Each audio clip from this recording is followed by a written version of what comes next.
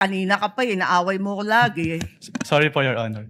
But hindi po ako pwedeng mag-answer categorically since yun nga po yung provision But it's categorical. na yes or Why don't either you go yes back or to your either joint no po. circular? Yo po. Kapag Okay. sinabi po kasing Doon categorical, sa it's either yes definition, po ang or... liwaliwanag, SDO kapag na-designate ng head of office, di ba? But hindi po kasi doon na nalilimit lang yung term na accountable officer kasi may other provisions na applicable pa din po with respect to the term accountable officer. Asan? Kasi napakaliwanag doon sa definitions, napakaliwanag sa 8.3 ng joint circular. Yun nga po yung na-mention ko kanina. Interpretation na ninyo yun, hindi pinapalawak po. ninyo andun eh. Head of office, Hindi head po of agency, or designated. Hindi po, Your Honor. Kasi yun nga po, nakalagay po doon sa... Sabi mo kanina yes, ngayon no naman. Wala po akong sinabing yes po, O Your sinabi Honor. mo kanina, oo, SDO nga in charge. Sinabi ko lang po kung ano yung... Kinonfirm ko lang po kung ano yung SDO po, Your Honor. Attorney Wamel, kindly avoid arguing with I Senator apologize Judge po, Your Honor. Marcos. Sige Sorry. po. And kindly wind up, Senator Okay, Judge okay. Marcos. Pwede lang itanong kasi nalito ako kahapon. Kahapon sinabi mo na si VP Sara lang ang first and only vice president that you audited na may confidential funds. Hindi ba? Sinabi mo yun, di ba? Yes po, Your Honor. Tapos, kahapon, nung pinakita ng depensa, yung SARO na si VP Binay, noong 22 December 2014, may binigay na 6 million kay VP Binay ang DBM. Alin ba ang totoo sa dalawang sinabi mo magkatunggali?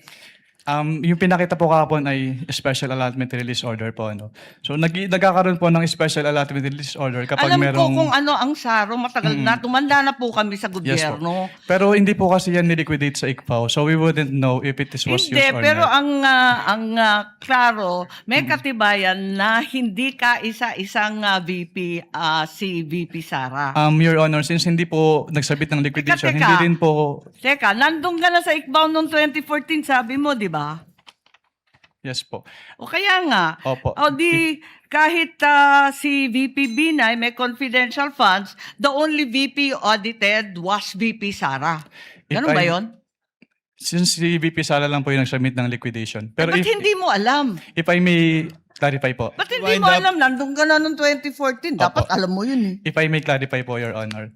Since wala pong budget dun sa GAA as to confidential fund at hindi naman po nag-liquidate si BPB9 nung kanilang confidential fund. So hindi pa namin alam kung ginamit and hindi na po nakarating sa Hindi, ang COA tanong, yung SARO po. nabigyan ng confidential funds, humingi at nabigyan. May SARO eh. We wouldn't know Yun if lang it is naman ang used po. tanong eh. Of course, you know, may SARO. Sinabi mo nga, totoo yung sarong yun. Anyway, alin ang totoo? Si VP Binay o si VP Sara? Talaga bang totoo yung dalawa o iisa lang? We don't know. Based on our records po, si VP Sala lang po yung may liquidation. So maraming we don't know ang COA? Ganun ba yun? Based on our records po, si VP Sala lang po yung nag-liquidate nung confidential fund. Eh may record nga ng SARO. Maraming salamat.